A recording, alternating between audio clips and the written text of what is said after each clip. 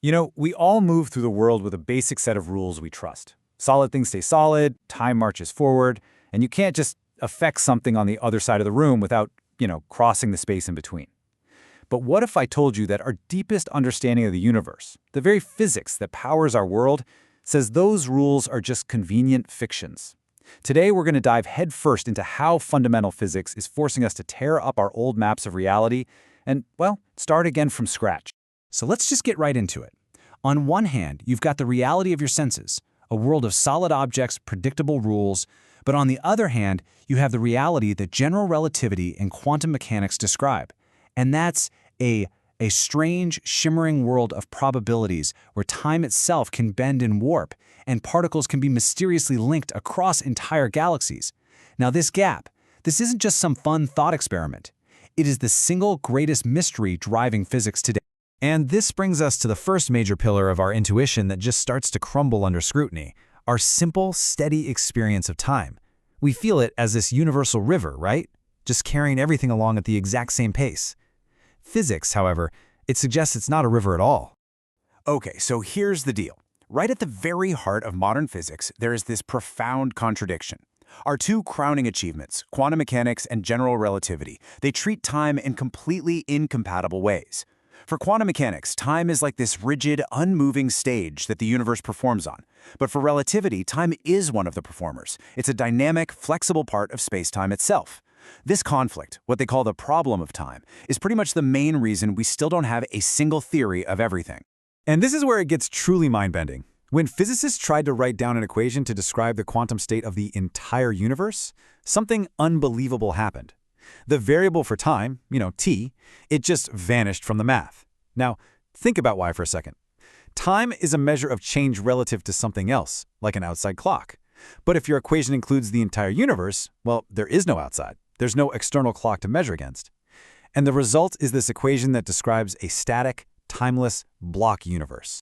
So this forces us to ask a staggering question. If the deepest layer of reality is timeless, like a frozen moment that contains all of existence, then why do we experience life as a flowing sequence of events? Why do we remember a past and anticipate a future? Are our clocks and our calendars and even our memories, are they all just a persistent, shared illusion? Well, the leading idea is that time isn't fundamental at all. It's emergent. This concept is called time regained, and the idea is you can conceptually divide the universe into pieces. One part can then act as a clock for the other parts. So the flow of time that we all feel is nothing more than the physical changes in one part of the universe happening in relation to changes in another part, all unfolding within that static, timeless whole. As the physicist Klaus Kiefer puts it, time is really just an approximation. Here's a great analogy. Think about wetness. A single H2O molecule isn't wet. Wetness is a property that only emerges when you have trillions of molecules interacting in a certain way. Well, in the same way, the flow of time might just be a grand-scale illusion that emerges from countless interactions within a fundamentally changeless universe. So the foundation of time is gone? But if you think that's strange, brace yourself, because the next discovery from physics doesn't just challenge our experience of reality, it attacks the very definition of what it means for something to be real. For centuries, all of physics was built on this assumption that just feels like basic common sense: local realism. So realism says that a coin you flipped and covered has a definite state, heads or tails, even before you look. And locality says that to flip that coin, you have to actually touch it. You can't flip it from across the street. Seems pretty solid, doesn't it? And yet, a series of Nobel Prize-winning experiments have definitively proven that our universe does not obey local realism. I want to be clear here. This isn't a theory or some speculation. It is an experimental fact. The world at its quantum core simply does not operate according to the rules of common sense, and the implications are staggering. This experimental fact completely backs us into a corner, and it forces us to abandon one of two really cherished beliefs. We have to discard either our idea of local cause and effect or our idea of an objective reality that exists independent of us. There is no third option. So here it is, the impossible choice. Do we give up locality? That means we have to accept that two particles can be so deeply entangled that measuring one, here on Earth, can instantly determine the properties of its partner, even if it's in another galaxy. Or do we give up realism, That means accepting that the coin under the cup isn't heads or tails. It exists only as a haze of probabilities until our measurement forces it into a definite state. Reality itself is literally created by the act of observation. Both ideas are deeply unsettling, but experiment proves one of them must be true. Okay, so with our core concepts of time and reality now on such shaky ground, the hunt is on for a deeper theory to unite physics, a theory of quantum gravity.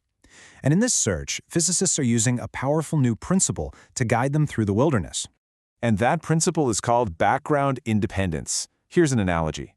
A background-dependent theory is like describing the rules of chess, but assuming the 8x8 board already exists. A background-independent theory has to do more. Its rules for how the pieces move must also explain the emergence of the 8x8 board itself. It demands that space-time isn't some pre-existing stage. It has to be an active player, shaped by the cosmic drama unfolding within it. This principle acts as a critical filter for new ideas. I mean, Einstein's general relativity is background independent, which is a huge part of its power. So when we look at today's leading candidates for a theory of everything, some, like loop quantum gravity, are built from the ground up on this principle. Others, like the most common forms of string theory, well, they still struggle to incorporate it, treating space-time as a fixed backdrop. Okay, so let's bring it all into focus. We've seen that our perception of time is likely an elaborate illusion, emerging from a deeper, changeless reality. We've discovered that the universe forces us to abandon our common-sense belief in a solid local world.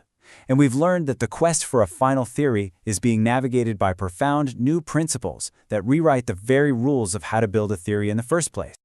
As physicist Sean Carroll powerfully puts it, these aren't just niche problems for philosophers.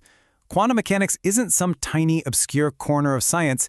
It is the fundamental operating system of our cosmos. And if its implications for time and reality remain so bizarre and so unsettled, we have to humbly admit that we don't yet truly understand the universe we call home. And this leaves us with a final, challenging question to ponder. Maybe the problem isn't that physics has become irrational. Maybe the problem is that the human brain, which evolved to survive on the savannah, simply isn't wired to grasp a timeless, non-local reality. Perhaps the ultimate journey of science isn't about finding a theory that feels comfortable and makes sense to us, but about expanding our minds to comprehend what is truly possible.